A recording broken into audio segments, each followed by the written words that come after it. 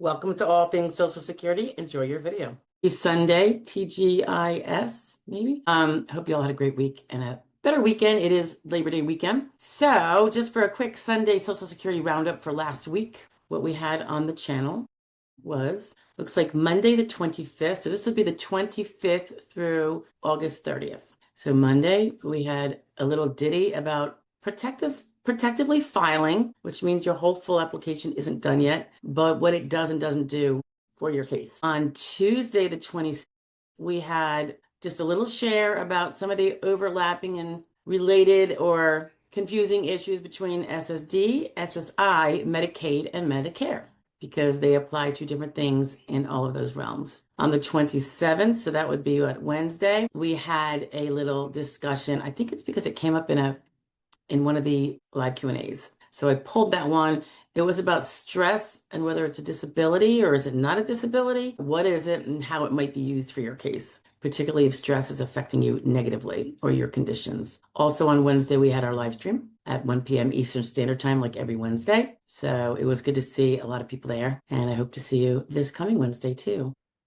Thursday would be the replay with all of the silences and scrollings to read people's questions and line them all up with all those eliminated. So the replay comes out in the taped version on Thursday, which it did, which was a miracle because YouTube was having issues, but it did get out. Friday's fraud law review, of course. And this one was about a Peruvian national who did a medley of fraud, including that related to Social Security, immigration, passport, and yes, transgender fraud. Interesting that. Then we have Saturday, yesterday. This was a share about the Social Security emergency message, although I don't know that it was emergency, but it was discussing the enhancements for pro se claimants to be able to upload their medical files directly to the SSA through their SSA online account.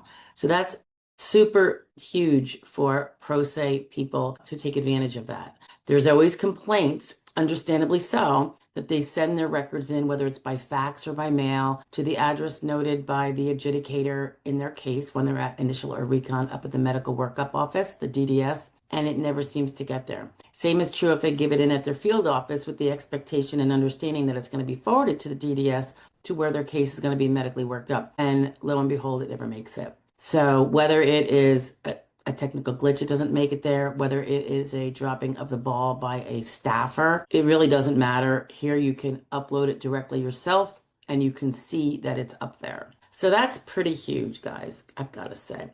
And that was Saturday. So that was our week. What do we have coming up? We have coming up, I'm not sure of the queue order, but we're going to be talking about a little ditty about attorney's fees and whether they can come from future benefits, a little touching on reopening an old denied claim in case people were unaware that sometimes that's possible. And then another share about refusing surgery and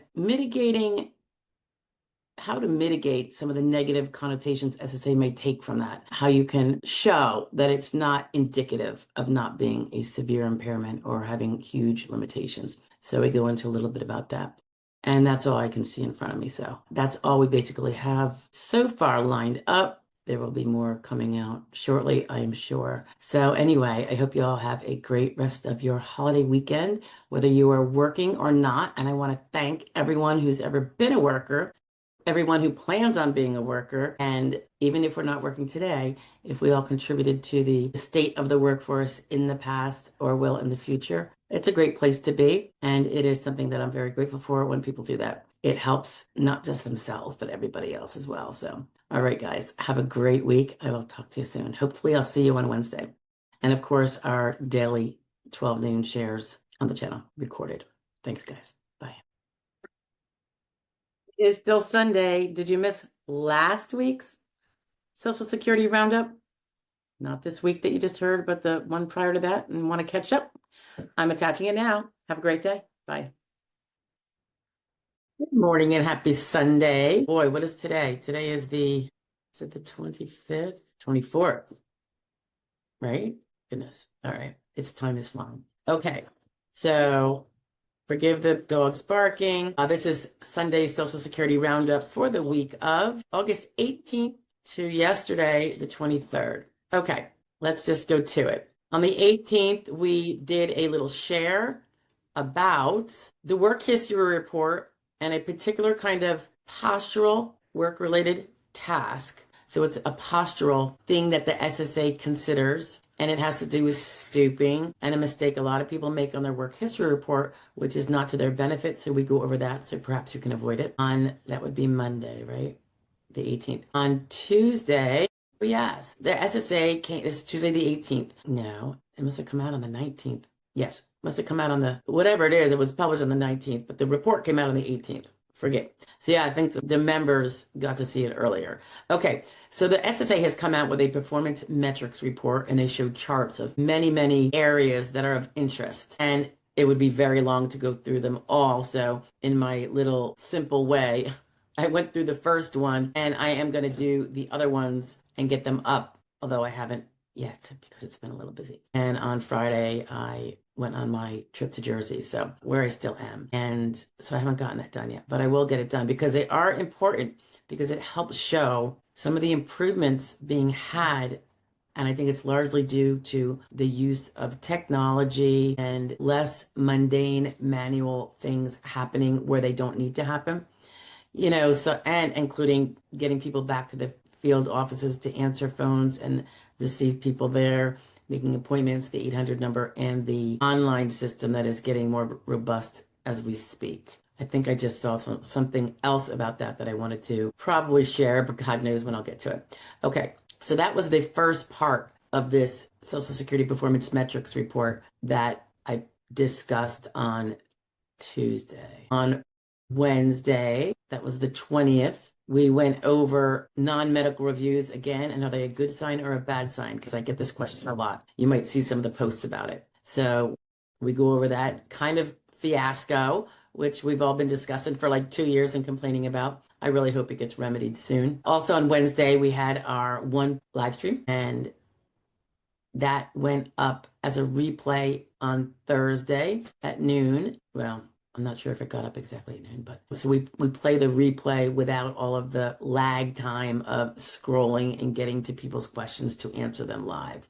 So it shortens it up a little bit for anyone who's going to catch the replay so they don't have to sit through our blah, blah, blah moments. Okay, that was Wednesday, Thursday, Friday, fraud law review, of course, and this one concerned 28 victims of fraud at the hands of a Georgia Social Security staffer who stole direct deposits from SS beneficiaries. And makes me wonder, you know, the news came out recently that direct deposit changes would not be made, I think it would not be made by phone call by someone wanting to just call the field office and change their banking information, because the prevalence of a stranger having enough information to persuade a SSA staffer to change their direct deposit of a beneficiary that was not them, but they had enough information to be a poser and pose as them, created the more recent process where to change your direct deposit, you go to your online account, which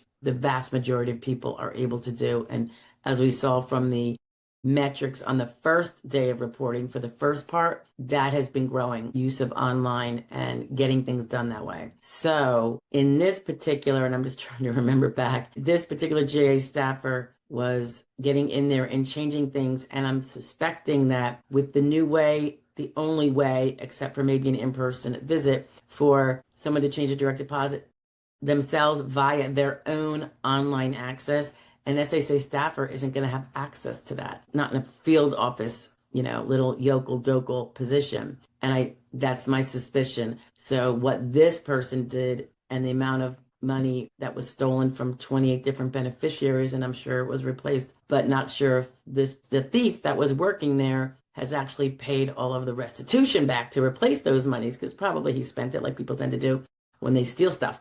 But I don't think that crime will be able to be done in such a fashion going forward because of the new change in rule. And that is something to be really, I think, happy about. I can't even imagine how much savings there will be, not just in terms of staff time and labor efforts to do the things that a person can do online himself from his own protected, authenticated passworded access. But the mere fact that these kind of frauds won't happen internally. Will there be other attempts at fraud internally? Of course, criminals are always looking for a way to circumvent. And that's why it's so important that the tech powers that be over our monies in the SSA and elsewhere are always hard at work preventing those bad actors from creeping in my opinion. Okay, so then Saturday the 23rd, we had, just a rundown, not even a thorough explanation because that would take a long time for each and every one. So I just wanted to give the exact rundown of the new, I think it was 13, new compassionate allowances that have been added to the ranks in 2025 and very recently, obviously, just a few days ago. And now the compassionate allowance list is 300 diagnoses. So I hope nobody has those diagnoses, but if you do, compassionate allowance will be your friend. All right, so I had a great week. I'm having a great weekend. I will be back in PA by Wednesday. I will be here at our live stream on Wednesday. Even if I were going to stay an extra day, which I'm not, I would still do it. But I hope to see you then, 1 o'clock p.m. Eastern Standard Time next Wednesday and every Wednesday. And I hope to see you visiting our 12 o'clock noon video shares that come out every day. Thanks, guys. Have a great week. Hope you had a great weekend and have a safe and fun and peaceful week coming up. Take care now.